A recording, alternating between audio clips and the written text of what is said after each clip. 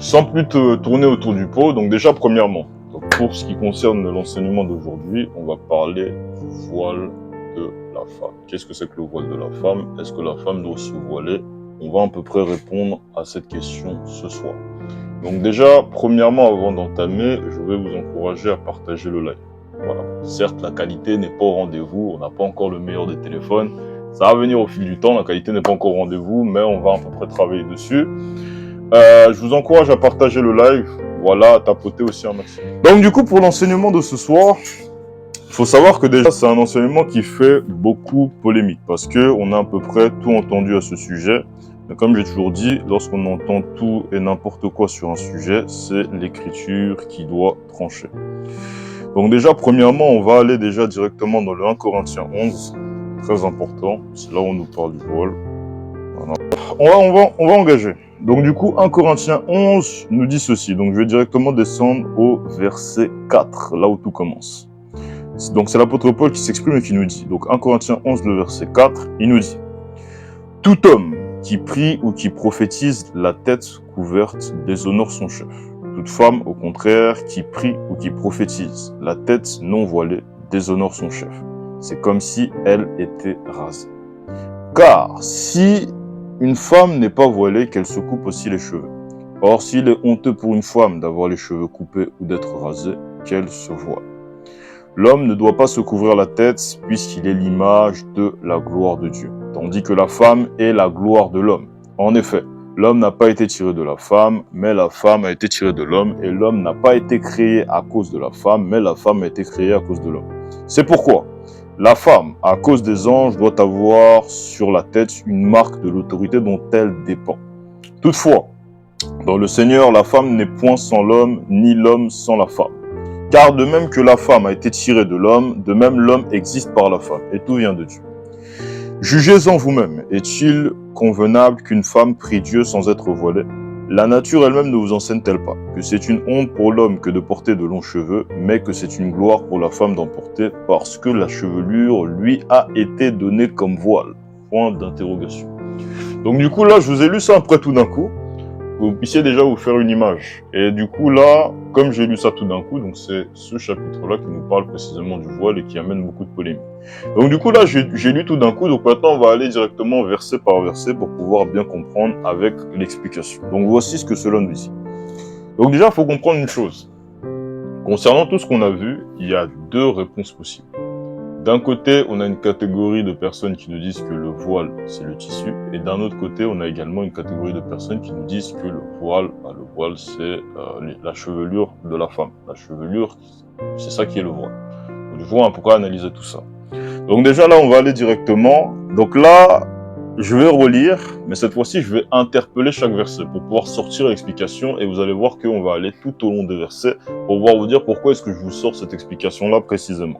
Donc ça nous dit, tout homme qui prie ou qui prophétise la tête couverte déshonore son chef. Donc déjà, pause. Premièrement, avant de commencer, il faut comprendre une chose, c'est que déjà même l'homme ne doit pas se couvrir la tête. Vous allez voir aujourd'hui des gens, ils vont arriver, ils vont parler du Seigneur Jésus-Christ, certains ils vont évangéliser avec un bonnet. Voilà, donc ça veut dire que bon, toi tu vois le président, quel va être ton réflexe? Tu vas arriver, tu vas enlever ta capuche, tu vas enlever ce que tu as sur la tête par respect pour le président. Bon, si tu fais ça pour le président, à combien plus forte raison ne pas faire ça pour le Seigneur Jésus-Christ? Donc lorsqu'on parle du Seigneur, donc là on nous dit en l'occurrence, tout homme qui prie ou qui prophétise la tête couverte déshonore son chef. En d'autres termes, lorsqu'on parle de son chef, on nous parle de Jésus-Christ. En d'autres termes, quelqu'un de normal, lorsqu'il rentre en présence du Seigneur, il est sur le point de prier, tu retires ton bonnet, tu retires ce que tu retires tout. Tu retires et tu dois avoir la tête découverte. C'est ça que nous enseigne ce verset. On va continuer. Toute femme, au contraire, qui prie ou qui prophétise la tête non voilée déshonore son chef. C'est comme si elle était rasée. Pause. Donc ici, on a une catégorie de personnes qui vont vous dire que bon, dès le moment là où on nous dit que la femme n'est pas voilée, c'est le moment là où elle n'a pas le tissu. Sauf que lorsque vous regardez tout le 1 Corinthiens 11, à aucun moment vous allez voir qu'il n'est mention d'un voile qu'on peut tenir à la main. Donc bon, on va à peu près aller dessus juste après. Donc ça nous dit toute femme, au contraire, qui prie ou qui prophétise la tête non voilée déshonore son chef. C'est comme si elle était rasée. Donc déjà là, dès le moment où on parle de son chef, au fait là on est en train de parler de l'homme. Parce que lorsqu'on va même dans le Éphésiens 5, ça nous dit l'homme est le chef de la femme comme Christ est le chef de l'Église.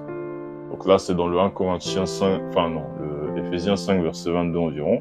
Et du coup, en gros, là, on nous dit toute femme, au contraire, qui prie ou qui prophétise la tête non voilée, déshonore son chef, c'est comme si elle était rasée.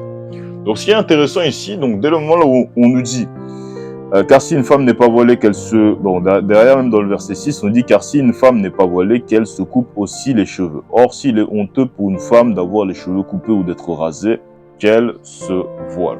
Donc là, dès le moment, à chaque fois qu'on parle du voile, on associe le voile au fait... bon, en l'occurrence, on associe ça à la chevelure. Et dès le moment là on dit le non-voile, on associe ça à le fait d'être rasé. Donc bon, un peu comme moi qui me suis rasé, qui a fait mes contours, ainsi de suite, on associe ça au fait d'être rasé ou alors d'avoir, bah voilà. Donc là on nous dit, toute femme au contraire qui prie ou qui prophétise la tête non voilée déshonore son chef, c'est comme si elle était rasée. En d'autres termes, bon, là je suis obligé de descendre, on va directement descendre au verset 15, le verset 14, en descendant jusqu'au verset 16, qui va nous donner une explication qui est capitale concernant le voile. Vous allez comprendre tout ici. Ça nous dit, la nature ne vous enseigne-t-elle pas que c'est une honte pour l'homme de porter des longs cheveux? Donc bon, ça bon, c'est inutile. Je pense même pas qu'il y ait besoin forcément d'aller plus loin. Un homme ne peut pas, donc un chrétien, donc parce qu'en l'occurrence ça c'est adressé aux chrétiens, le chrétien, tout ce qui est rasta, cheveux longs et ainsi de suite, ça c'est KO. Il faut avoir les cheveux. Bon, là, moi, en l'occurrence, si vous voyez, vous verrez que mes cheveux, bon, déjà, j'avais pas les cheveux comme ça à l'époque. Mes cheveux étaient bien plus longs, vraiment bien plus longs. Vraiment, ça faisait le double, le triple à peu près de ce que vous voyez aujourd'hui. Maintenant, bon, à cause de ce verset, on a réduit. Maintenant, bon, pour parler de l'homme, parce que là, du coup, je vais faire une légère parenthèse et une légère déviation via l'homme. On dit, la nature ne vous enseigne-t-elle pas que c'est une honte pour un homme de porter de longs cheveux, mais que c'est une gloire pour la femme d'en porter. Donc, en gros, un homme de manière générale, il va falloir que nous, hommes, nous puissions regarder à la chevelure de la femme pour que nous puissions savoir si oui ou non nous avons les cheveux longs ou pas.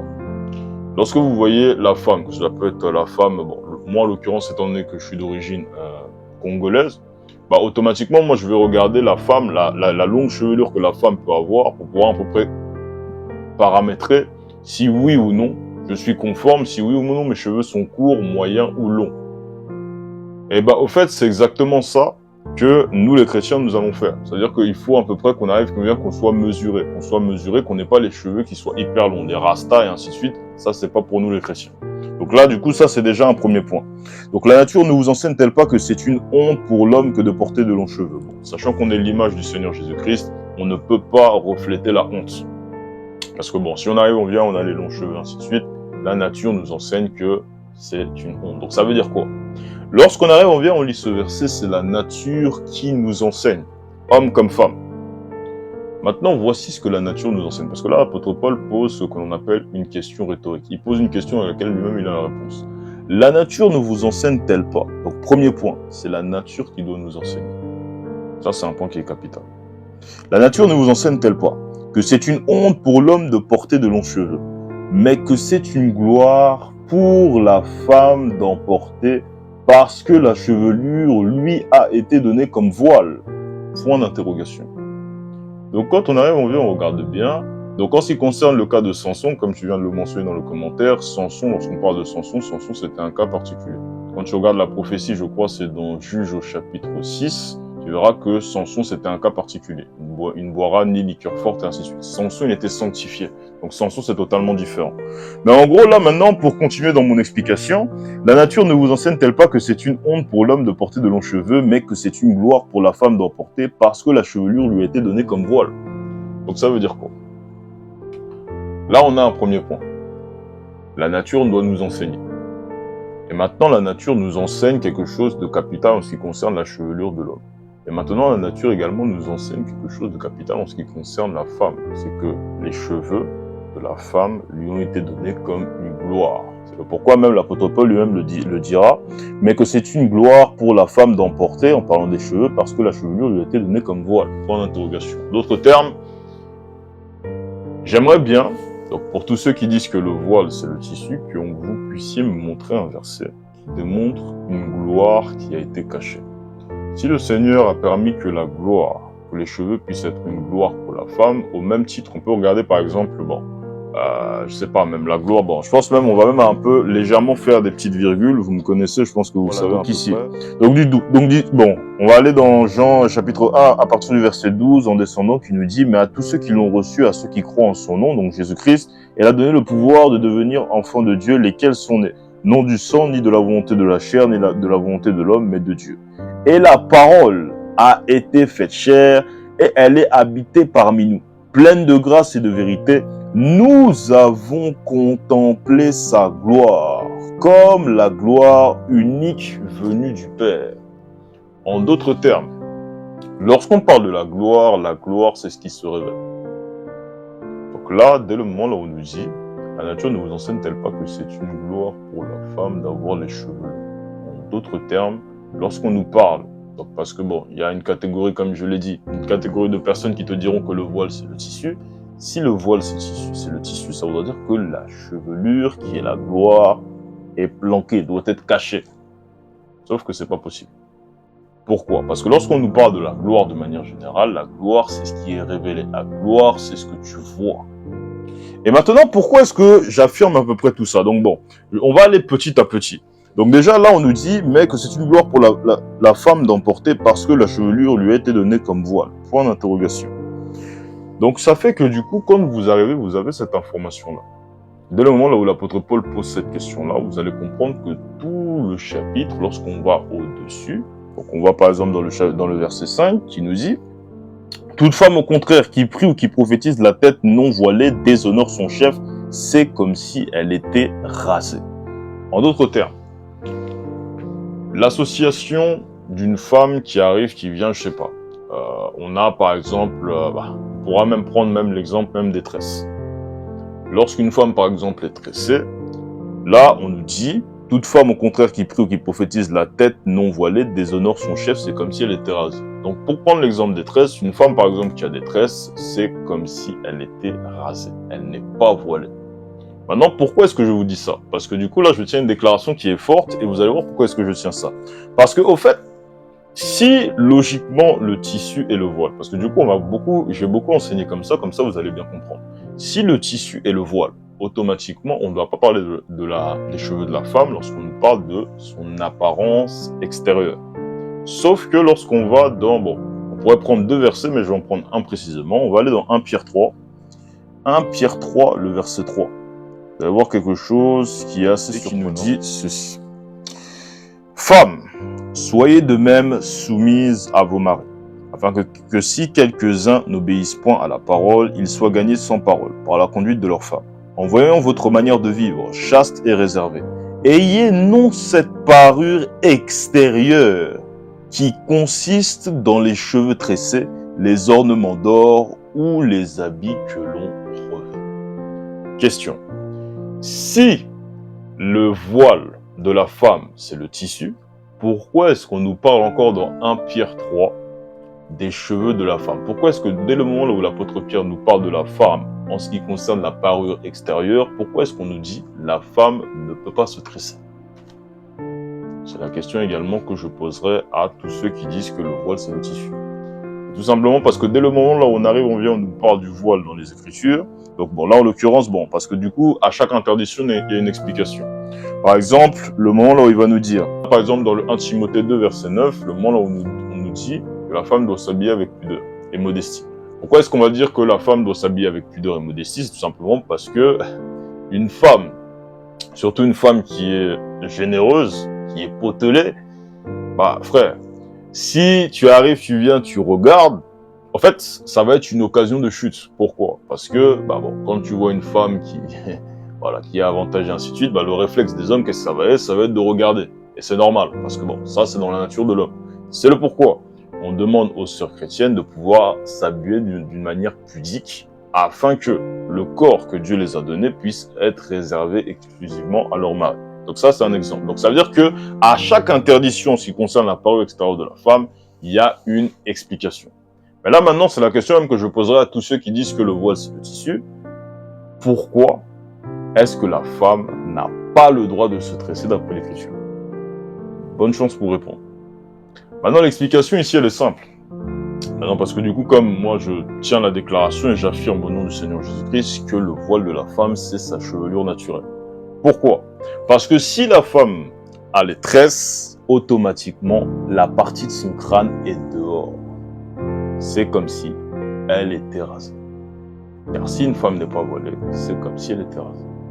Parce que lorsqu'on parle du voile, on parle de la couverture. Donc on va revenir même dans le 1 Corinthiens 11. Voilà, vous allez encore bien comprendre ça. Donc lorsqu'on nous parle au verset 5, toute femme au contraire qui prie ou qui prophétise la tête non voilée, en d'autres termes la tête non couverte, déshonore son chef. C'est comme si elle était rasée. Par exemple, une femme qui arrive, qui vient, qui porte les tresses, c'est comme si elle était rasée au fait. Parce que son crâne est dehors. C'est ça ici que ça nous explique. Maintenant, on va continuer. Alors, car si une femme n'est pas voilée, qu'elle se coupe aussi les cheveux. Donc bon, là, c'est un conseil quand même qui est assez fort. Donc, qu'elle se coupe aussi les cheveux. Or, s'il est honteux pour une femme d'avoir les cheveux coupés ou d'être rasée, qu'elle se voile. Bon, la question c'est, quelle femme voudrait avoir ses cheveux qui sont coupés, de manière générale? Lorsque vous regardez de manière générale, une femme ne voudra pas que tous ses cheveux puissent partir ou puissent être coupés. C'est pourquoi, derrière, là, on nous dit, alors, car si une femme n'est pas voilée, qu'elle se coupe aussi les cheveux. Or, s'il est honteux pour une femme d'avoir les cheveux coupés ou d'être rasée, qu'elle se voile. En d'autres termes, qu'elle se couvre. Que sa tête puisse être couverte. Maintenant, on va continuer. L'homme ne doit pas se couvrir la tête, puisqu'il est l'image de la gloire de Dieu, tandis que la femme est la gloire de l'homme. Donc, en gros, ça, c'est pour ça même que c'est une information même que je filme même à tous mes confrères masculins. Ça ne veut pas dire que l'homme ne peut pas avoir de cheveux. Parce que bon, là, on nous parle quand même de la tête couverte. Un homme, de manière générale, je vais beaucoup plus conseiller à mes frères en Christ, des coupes là où ton crâne sera visible, entre guillemets. Ton crâne ou une partie de ton crâne sera visible. Par exemple, moi qui suis en train de vous parler, par exemple, là, le dégradé que j'ai fait que là, vous voyez mon crâne. Vous voyez un peu. Et au fait, le souci, c'est quoi? C'est que par exemple, quelqu'un qui va avoir une touche de cheveux partout, tac, tac, tac, il n'y aura aucun côté là où c'est coupé, ainsi de suite, au fait, il aura la tête couverte. Sauf que ça, c'est réservé à la femme. Et pourquoi ça sera un peu plus ce genre de coupe-là que je conseillerais à mes confrères masculins. Donc du coup, c'est un petit peu ça. Donc du coup, maintenant, on va monter. On va monter parce qu'il y a encore beaucoup de choses même à dire. Et on va à peu près parler aussi de ce qu'on trouve dans l'Ancien Testament en ce qui concerne le voile. Parce que le voile ne date pas d'aujourd'hui. Donc là, ce qu'il faudrait retenir par rapport à tout ce que je vous ai dit. L'homme ne doit pas se couvrir la tête puisqu'il est l'image de la gloire de Dieu. En d'autres termes, l'homme doit s'arranger pour avoir une partie de sa tête qui est libre. Donc bon, une partie de sa tête, mais bon, que tout soit couvert, ce ne soit pas une bonne idée. Surtout en ce qui concerne la prière.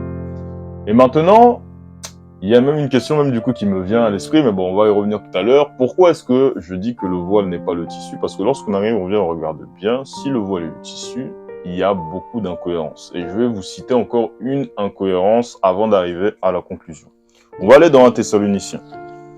1 Thessaloniciens 5, le verset 7, le verset 17, 7 par là. Voilà, donc je vais aller par là. Voilà, 1 Thessaloniciens 5 ici. Voilà, donc vous allez voir, c'est un verset qui est très court, mais qui est très capital. Ça nous dit, priez sans cesse. Ça, c'est clair. Maintenant, si je pars du principe que le voile de la femme, c'est le tissu, dans ce cas, ça voudrait dire quoi? Ça veut dire que, au fait, parce que bon, faut comprendre une chose. Nous, les chrétiens, c'est pas comme les musulmans. C'est pas comme les bouddhistes, c'est pas comme les autres religieux. Là où eux, ils vont avoir un moment là où ils vont prier. C'est-à-dire qu'ils vont arriver, ils vont avoir 5 prières dans la journée. 5 prières, eux, ce sera 5 prières précises. Nous, les chrétiens, on peut être amenés à prier à n'importe quel moment. Sauf que, ayant pris conscience de cette information, je donne un exemple trash et vous allez comprendre pourquoi est-ce que je donne cet exemple. Une femme est dans la douche. On va partir du principe que le voile, c'est le tissu. Une femme est dans la douche. D'un coup, elle sent que non. Le Saint-Esprit commence à l'agiter, elle a une vision, il sent qu'elle doit prier directement. Donc, je sais pas, t'as une vision d'un coup, tu dois prier. Mais attends, t'es dans la douche. Donc ça veut dire que bon, si tu dois obligatoirement avoir le voile pour pouvoir prier, parce que la femme à cause des gens doit avoir sur la tête une marque de l'autorité dont elle dépend. Donc bon, si on arrive, on vient, on se base sur tous ces versets-là, on dit que bon, le voile de la femme c'est le tissu, ça voudrait dire quoi? Elle est là, elle est en train de se doucher, elle sent qu'elle arrive, elle doit prier. Bon, ça veut dire qu'elle est dans la douche. Il est où le voile? Là, on prend, on attache et ensuite après on prie. Parce que le truc c'est quoi? C'est qu'on nous dit prier sans cesse. Donc ça veut dire que si on peut être amené à prier sans cesse, ça veut dire que le voile, parce que le voile du coup est associé à la prière, ça veut dire que le voile également tu dois l'avoir sans cesse. Maintenant, si le voile tu dois l'avoir sans cesse, ça veut dire que même sous la douche, tu dois également l'avoir, tu dois également l'avoir lorsque tu vas faire une baignade, tu vas également l'avoir, et ainsi de suite, etc., etc., etc., etc., etc. Donc ça fait que le voile, au fait, n'est pas le tissu. Maintenant, attention, vous allez comprendre que je ne condamne pas ce genre de... Enfin, je ne condamne pas et je ne pourrais jamais dire à une femme, par exemple, bon, je donne un exemple. On arrive, on est dans l'assemblée, on est tous là, on est en train de prier, ainsi de suite. Ce n'est pas non plus mauvais qu'une femme se couvre la tête, si je puis dire ainsi. Bon, avec les cheveux et que, par exemple, elle mette un tissu. Je ne dis pas que c'est mauvais. Il n'y a pas de souci parce que, encore une fois, ça soulignerait le fait que la femme doit avoir la tête couverte. Donc là, il n'y aura pas de souci. Maintenant, quelqu'un qui se lève, qui vous dit que le voile, c'est le tissu, ça c'est faux. Maintenant, on va à peu près analyser. On va analyser, parce que ça, je pense que c'est quelque chose qui est assez capital. On va voir, parce que du coup, on a déjà eu ce contexte-là du voile. On a eu ce contexte-là du voile, et vous allez voir qu'il y a vraiment un enseignement puissant en ce qui concerne le voile, également dans l'Ancien Testament. On va aller dans Genèse 24. Genèse 24, le verset 65. Je vais même monter au verset 62 pour une meilleure compréhension. Cependant, Isaac était revenu du puits de l'Achaï-Roi et il y habitait dans le pays du Midi. Un soir qu'Isaac était sorti pour méditer dans les champs, il leva les yeux et regarda et voici, dans des chameaux arrivaient. Rebecca leva aussi les yeux, vit Isaac et descendit de son chameau. Elle dit au serviteur, « Qui est cet homme qui vient dans les champs à notre rencontre ?» Et le serviteur répondit, « C'est mon Seigneur. » Alors elle prit son voile et se couvrit. Petite information en plus. Dans le Genèse 24, le verset 64, vous verrez que lorsqu'on nous dit que Rebecca prit le voile, on dit elle prit le voile et se couvrit. Donc elle s'est couverte. Ça veut dire que ça l'a couverte dans son intégralité. Maintenant, lorsque vous regardez le contexte de 1 Corinthiens au chapitre 11, vous verrez que le voile dont on parle couvre seulement la tête. Ça veut dire que le voile de Rebecca n'a rien à voir avec le voile de 1 Corinthiens chapitre 11. Donc en fait, là en l'occurrence, on va pas arriver à débattre pendant 40 ans. Là, c'est sûr même que là, on nous parle du voile tissu. Bah, je sais pas. Sinon, si on parle pas du voile tissu, donc ça voudrait dire qu'elle a pris, on aurait dit elle a pris la perruque et elle l'a mis. Là, en l'occurrence, c'est pas ce qui est écrit. Donc ça veut dire quoi? Et là, en fait, faut comprendre une chose, c'est dès le moment où elle a vu Isaac, elle a pris le voile et ensuite après, elle s'en est couvrie. Donc qu'est-ce que ça nous enseigne? Ça nous enseigne quoi? Ça nous enseigne que la femme doit avoir sur la tête une marque de l'autorité dont elle dépend. En fait, cet enseignement-là vient déjà même de l'Ancien Testament. Pourquoi? Parce que, au fait, à cause de la différence de position entre l'homme et la femme, il doit y avoir une distinction qui est palpable à la vue, si je puis dire ainsi. C'est le pourquoi même. On dira à l'homme de ne pas porter les longs cheveux. Pourquoi? Parce que, distinction. Si tu arrives, tu viens, la femme porte des hyper longs cheveux, toi tu portes également des hyper longs cheveux, bah, au fait, vous deux, en fait, indirectement, le message indirect sur le plan surnaturel que tu vas filer, c'est que toi et la femme, vous êtes sur le même pied d'égalité. Chose qui est faux. Et comme vous avez deux positions différentes, c'est le pourquoi. Le Seigneur, justement, pour pouvoir, donc, en l'occurrence, là, dans l'Ancien Testament, on avait justement le voile, tissu, qui servait de distinction, si je puis dire ainsi, de distinction des diverses positions entre l'homme et la femme. Maintenant, aujourd'hui, dans le temps de la grâce, comme l'apôtre Paul nous l'a dit et nous l'a fait clairement comprendre, que le voile de la femme, c'est sa chevelure naturelle. La femme a les cheveux longs, l'homme a les cheveux courts. Distinction sur le plan de la sanctification extérieure et confirmation, si je puis dire, de deux positions différentes. Voilà, donc c'est à peu près ça que ça nous enseigne ici. Donc c'est très important à comprendre. Après, bon, on pourra voir que voilà, le voile ici, bon, on a vraiment eu beaucoup d'informations à ce sujet. On pourrait même aller même dans Cantique des Cantiques. Bon, je vais prendre même dans le même Genèse, je pense même, ça sera encore bien. On va aller même dans le Genèse 20, là, le verset 16. On a encore une autre information en ce qui concerne le voile. Voilà. Voilà, ça nous dit. Et il dit à Sarah, donc bon, je vais même monter au verset 14. Abimelech prit des brebis et des bœufs, des serviteurs et des servantes, et les donna à Abraham. Et il lui rendit Sarah, sa femme. Abimelech, donc bon, dans le contexte, en gros, bon, c'est Abimelech qui pensait que Sarah était célibataire. Et du coup, en gros, il a pris Sarah sans trop réfléchir parce qu'Abraham avait menti en disant que non, en fait, Sarah, c'est ma sœur. Alors que Sarah n'était pas sa sœur, mais Sarah, c'était bel et bien sa femme. Et ensuite, après, l'Éternel a réprimandé Abimelech et lui a dit que rends-lui vite sa femme, sinon tu vas mourir. Et du coup, ensuite, après, voici ce que Abimelech nous dit. Abimelech prit des brebis et des bœufs, des serviteurs et des servantes, et les donna à Abraham. Et il lui rendit Sarah, sa femme. Abimelech dit, voici mon pays est devant toi. Demeure où il te plaira. Et il dit à Sarah, voici je donne à ton frère 1000 pièces d'argent. Elle te sera un voile sur les yeux pour tous ceux qui sont avec toi, et auprès de tous, tu seras justifié. Ça veut dire que lorsqu'on arrive, on nous parle du voile, le voile, il y a plusieurs explications. Il y a plusieurs significations au voile. Là, on en a une ici. Lorsqu'on nous parle du voile sur le plan physique dans l'Ancien Testament, on nous parle du tissu. Bon, pourquoi est-ce que je tiens cette déclaration-là? On pourrait même facilement, on ira même dans le Cantique des Cantiques, là, on va faire même encore sortir un verset qui parle de ça. Mais en gros, dès le moment là où on nous parle du voile dans l'Ancien Testament, en fait, on a plusieurs significations du voile. C'est le pourquoi, dès le moment là où on nous parle du voile, dans le Nouveau Testament, si le voile était le tissu, il faudrait qu'il y ait un élément clair qui puisse le préciser. Sauf que à chaque fois qu'on nous parle du voile, le voile est associé aux cheveux dans le 1 Corinthiens, le chapitre 11. Et en ce qui concerne le voile, bah bon, même sur le plan même de la vie physique, bon, là le toit même qui est en haut de moi, par exemple, ça c'est un voile. C'est là pour voiler la maison. Ou alors si par exemple je me lève devant quelqu'un, je lui dis, tu te voiles la face. Ça veut pas dire que tu as un tissu en pleine face. Non, ça veut dire que tu te voiles la face, ça veut dire que tu as quelque chose qui te cache. En fait, le voile, c'est synonyme toujours de couverture. Ça, dans l'Ancien Testament, c'est pareil. Et dans le Nouveau Testament, en ce qui concerne les cheveux, c'est toujours le même principe. Donc bon, pour vous démontrer à peu près pourquoi, bon, dans l'Ancien Testament qui était... Donc bon, je pense qu'on va engager, parce que bon, je pense que vous avez à peu près compris ce dont j'étais en train de parler. Donc bon, du coup, concernant le voile, donc bon, je vais vous donner encore une autre signification du voile dans le 2 Corinthiens. Alors, on va retourner dans le Nouveau Testament, ça va être plus simple. Donc 2 Corinthiens 3, le verset 12.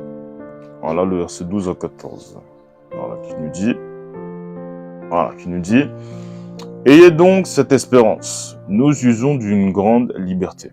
Nous ne faisons pas Nous ne faisons pas comme Moïse, qui mettait un voile sur son visage, pour que les fils d'Israël ne fixassent pas les regards sur la fin de ceux qui étaient passagers. Et ils sont devenus durs d'entendement. Car, voici jusqu'à ce jour, le même voile demeure quand ils font la lecture de l'Ancien Testament et ne se lèvent pas, parce que c'est en Christ qu'il disparaît. Verset marteau-pied. Au fait, non, attends, je suis obligé de relire encore ça, franchement, c'est trop intéressant. Je relis. 2 Corinthiens 3, le verset 14 en descendant. Mais ils sont devenus durs d'entendement jusqu'à ce jour. Le même voile... Bon, voilà. Et nous ne faisons pas comme Moïse, qui mettait un voile sur son visage. Franchement, c'est chaud. C'est chaud. Parce que là, en fait, il y a deux types de voiles qui nous sont évoqués. Le voile là qu'on peut transporter. Là. Nous ne mettons pas le voile sur notre visage. Donc bon, ça c'est quelque chose qui était fait également dans l'Ancien Testament.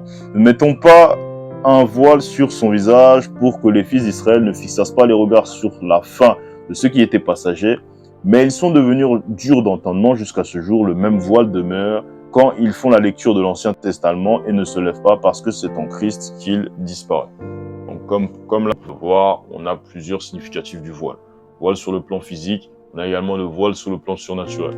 Donc il y a tellement d'explications du voile, ce qui fait que bon, lorsqu'on retourne dans le 1 Corinthiens 11, on devrait avoir, parce que bon, du coup, en dehors des cheveux, on n'a pas eu d'autres explications claires qui nous précisaient qu'est-ce que c'était que le voile. À chaque fois que l'apôtre Paul parlait du voile, directement il associe aux cheveux. Et elle est rasée. Lorsqu'on dit qu'elle est voilée, il nous parle ensuite des cheveux. Donc du coup, c'est un petit peu ça. Donc lorsque vous verrez, donc bon, moi c'est quelque chose que je vais vous conseiller. Quand quelqu'un vous dit que le voile c'est le tissu, posez-lui la question sur le 1 Pierre 3. Dites bon, si le voile c'est le tissu, pourquoi est-ce que derrière l'apôtre Pierre nous dira que ayez non, donc en parlant de la femme, ayez non cette parure extérieure. Parce qu'en fait, faut faire la différence. Lorsqu'on parle de la parure intérieure, c'est le corps. Bon, la parure intérieure, ça peut, enfin, il y a vraiment plusieurs explications à ça. Ça peut être à la fois le corps, mais ça peut être également la parure intérieure, l'intérieur, le cœur. Mais lorsqu'on parle de la parure extérieure, c'est ce qu'on voit de toi. Et là, lorsqu'on parle de la parure extérieure fera beaucoup plus référence à l'extérieur.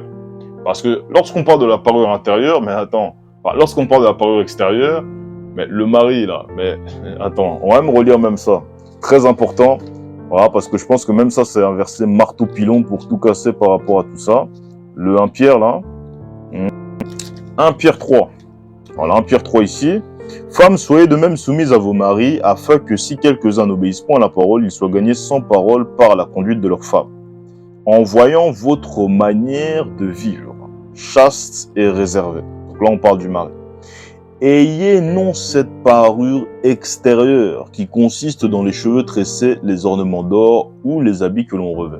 Là, c'est beaucoup plus adressé aux gens qui sont à l'extérieur. Parce que la femme ne sera pas pudique avec son mari. Ça, c'est... Vous tous, on sait que c'est faux. Je pense pas que j'ai vraiment besoin de rentrer dans les détails. Vous-même, vous savez que c'est faux. Donc là, lorsqu'on nous parle de la parure extérieure, on nous parle en gros de l'extérieur, tout simplement. Et derrière, là, on nous dit, mais la parure intérieure cachée dans le cœur, la pureté incorruptible d'un esprit doux et paisible qui est d'un grand prix devant Dieu. Voilà. Ainsi se paraient autrefois les saintes femmes qui espéraient en Dieu, soumises à leur mari. Voilà, donc bon. Du coup, c'est un petit peu ça. Donc la conclusion, c'est quoi? C'est que lorsqu'on parle du voile, comprenez une chose. Le voile dans la Bible, là, il y a littéralement le tissu. Là, c'est dans l'Ancien Testament.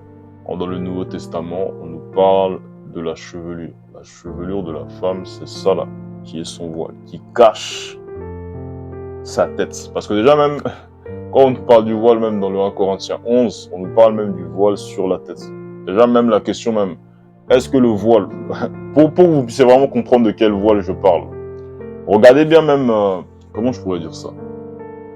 Parce qu'au fait, le voile, lorsque vous regardez bien et que vous analysez bien, franchement, il y a beaucoup de choses à dire encore à ce sujet, mais lorsque vous regardez bien, en ce qui concerne Rebecca, dans le verset que je vous ai lu dans Genèse 24, c'est vrai qu'on dit, elle prit le voile et se couvrit. Donc ça veut dire quoi? Ça veut dire que le voile doit te couvrir en entier. Donc toi, femme, le voile, donc si on te dit que le voile c'est le tissu, le voile est censé te couvrir en entier et laisser seulement ton visage là. C'est ce voile-là. Là. Sauf que, dès le moment où l'apôtre Paul nous parle du voile dans le 1 Corinthiens 11, il nous parle du voile qui est sur la tête. Il ne nous parle pas du voile qui couvre. Donc il y a vraiment tellement de choses à dire pour démontrer que le voile, lorsqu'on nous parle du voile, ce n'est pas le tissu, mais qu'on nous parle bel et bien de la chevelure naturelle. Donc du coup, c'est un petit peu ça. Et en ce qui concerne l'homme, donc bon, c'est à cause de ça en fait. Parce que si cette règle-là, on nous parle de la femme qui doit avoir les cheveux longs, qui doit être voilée, qui doit avoir les cheveux naturels, bah, automatiquement derrière, en fait, ça veut dire que ce cercle-là est fermé entre guillemets pour l'homme. Les cheveux longs, c'est fermé en ce qui concerne l'homme. C'est, bon, l'homme, bon, il vaut mieux avoir une coupe là où on voit ton crâne, que tu ne puisses pas avoir la tête qui est couverte et encore moins tout ce qui est rasta et ainsi de suite, parce que ça, c'est réservé exclusivement à la jante féminine. Donc du coup, soyez tous bénis, vraiment, que le Seigneur vraiment vous bénisse, voilà. Et puis voilà, vraiment que le Seigneur bénisse sa parole. Shalom les frères et sœurs, j'espère que l'enseignement vous aura plu. Alors comme d'habitude, si vous avez des questions, mes différents réseaux sociaux sont dans la bio. Nous avons Snap, Insta et également WhatsApp. Très important, si vous voulez nous envoyer un message ou si vous avez une question, que ce soit par rapport à l'enseignement ou par rapport à la Bible, la parole du Seigneur en général, n'hésitez pas à nous contacter. Toi également qui écoutes ce message, qui souhaite et qui aspire à te faire baptiser, tu nous contactes également. On se chargera personnellement de ton cas et que le Seigneur vous bénisse.